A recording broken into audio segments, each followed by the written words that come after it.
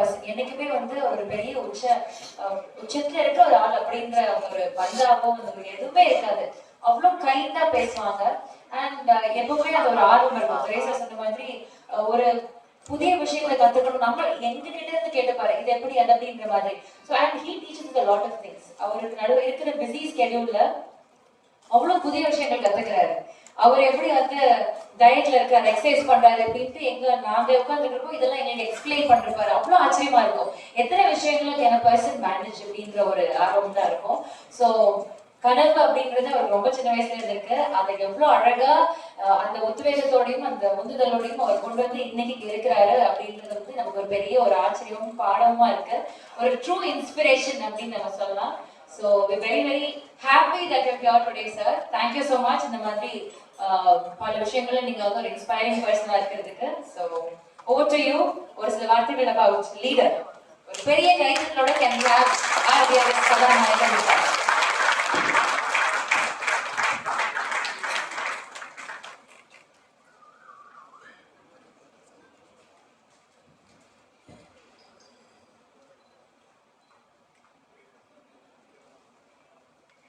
விழாவிற்கு வருகை தந்திருக்கும் அன்பும் பண்பும் நிறைந்த பத்திரிகை மற்றும் ஊடக நண்பர்கள் மற்றும் இந்த படத்தின் இயக்குனர் டைரக்டர் திரு துரை செந்தில்குமார் அவர்கள் மற்றும் இந்த படத்தின் இசை அமைப்பாளர் திரு ஜிப்ரான் அவர்கள்,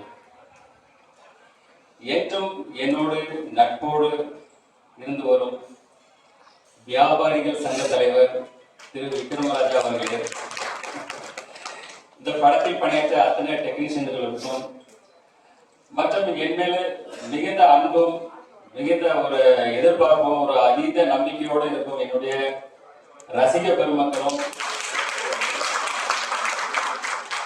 இந்த நேரத்தில் அனைவருக்கும் என் பணிவான அன்பான வணக்கத்தை தெரிவித்துக் கொள்கிறேன். லீடர் இந்த படத்தோட டைட்டில் பார்த்ததும் எல்லாருக்கும் என்ன தோணுதா, இது ஒரு அரசியல் சார்ந்த படமா இல்ல இது ஒரு எந்த மாதிரி படமும் ஒரு ஃபர்ஸ்ட் ஒரு கொஸ்டின் வரும். இது வந்து இந்த படத்துல ஒரு அரசியல் சார்ந்த காட்சிகளோ இல்ல அரசியல் சார்ந்த ஒரு வசனங்களோ ஒரு துளி கூட இதுல கிடையாது. இது முழுக்க முழுக்க ஒரு கமர்ஷியல் என்டர்டைன்மெண்ட் பிலிம். இப்ப இந்த பிலிம்ஸ் பார்த்துருப்பீங்க, இதுதான் இதுல ஒரு சின்ன ஒரு துளி, அதாவது ஒரு சோன பாத்துக்கு ஒரு சின்ன ஒரு துளி இது மாதிரி இந்த படத்துடைய எசன்ஸ் இதுதான். இதே போலதான் இந்த படம் வந்து கம்ப்ளீட்டா டிராவல் ஆகும். இந்த படத்துடைய ஸ்டோரி பாத்தீங்கன்னா ஒரு சாதாரண ஒரு இன்னசென்டான ஒரு அப்பா பிள்ளை, அவங்க ஒரு சந்தோஷமான வாழ்க்கை வாழ்ந்துட்டு இருக்காங்க. திடீர்னு அவங்க வாழ்க்கையில வந்து பாத்தீங்கன்னா திடீர்னு ஒரு மிகப்பெரிய ஒரு கேங்ஸ்டர் வந்து அதுல என்டர்ஃபியர் ஆரம்பம் முதல் இது வரைக்கும் அதுதான். இந்த படப்பிடிப்புல அதே போலதான், செட்டுக்கு முதல் ஆளா தான் போவேன், கடைசி ஆளா தான் போவேன். ஏன்னா அந்த அளவுக்கு நான் எதுல இறங்கணும் அது முழு போக்கஸ்டா என்னுடைய முழு உழைப்பையும் அதுல இறக்கி செய்வேன். அதுதான் என்னுடைய கேரக்டர். அப்புறம் பாத்தீங்கன்னா இந்த படத்துடைய கண்டென்ட் வந்து இன்னைக்கு வந்து மக்கள் வந்து ஒரு பக்கம் கண்டென்ட் ஓரியன்ட் படம், ஒரு பக்கம் வந்து மாஸ் ஆக்ஷன் இருந்தாங்க. இப்ப நாங்க வந்து இதுல இந்த படத்துல என்ன மெயினா இது பண்ணிருக்கோம்னா ஒரு நல்ல ஒரு கதையம்சம் கண்டென்ட் இருக்கணும், அதே போல ஒரு மாஸ் எலிமெண்ட்ஸ் ஆக்ஷன் சீக்வன்ஸ் இருக்கிற மாதிரி இன்னைக்கு எல்லா தரப்பு மக்களுக்கும் இன்னைக்கு உள்ள ரசிகர்களுக்கு பிடிக்கிற மாதிரி இது ஒரு சிறப்பான படமா இருக்கு. எங்க படக்குழுவும் சரி நானும் சரி இதை பார்த்துட்டு மிகப்பெரிய சந்தோஷமும் மிகப்பெரிய சாட்டிஸ்ஃபைடா இருக்கு. அதே சந்தோஷமும் அதே சாட்டிஸ்ஃபைடும் உங்க எல்லாருக்கும் கிடைக்கும்னு நினைக்கிறேன். அப்புறம் சினிமா துறை வந்து பாத்தீங்கன்னா இன்னைக்கு வந்து ஒரு தனிநபர் வெற்றி இல்லை, ஒரு படம் வெற்றி அடைகிறது ஒரு தனிநபர் வெற்றி இல்லை. அதாவது சினிமா துறையில இன்னைக்கு வந்து பல ஆயிரம் தொழிலாளர்கள் இருக்காங்க. இந்த பக்கம் தியேட்டர்ல பாத்தீங்கன்னா கிட்டத்தட்ட அதுல பல ஆயிரம் தொழிலாளர்கள் வேலை செய்யறாங்க. ஸோ ஒவ்வொரு படமும் நான் வெற்றி அடையணும்னு நினைப்பேன். ஏன்னா இன்னைக்கு வந்து பல ஆயிரம் தொழிலாளர்கள் வந்து இப்போ சினிமா துறை கொஞ்சம் இறங்குமுகமா இருக்கு. இன்னைக்கு பல ஆயிரம் தொழிலாளர்களுடைய வாழ்க்கையை வந்து கொஞ்சம் அவங்களுக்கும் வேலை வாய்ப்புகள் குறையுது, புதுசா வர்றவங்களுக்கும் வேலை வாய்ப்பு ஒழுங்கான முறையில் கிடைக்கும் இருக்கு. அதனாலதான் நான் எப்பவுமே நினைப்பேன் அதுல இருக்கிற எல்லா படங்களுமே வெற்றி அடையணும் அப்படின்னு நினைப்பேன்.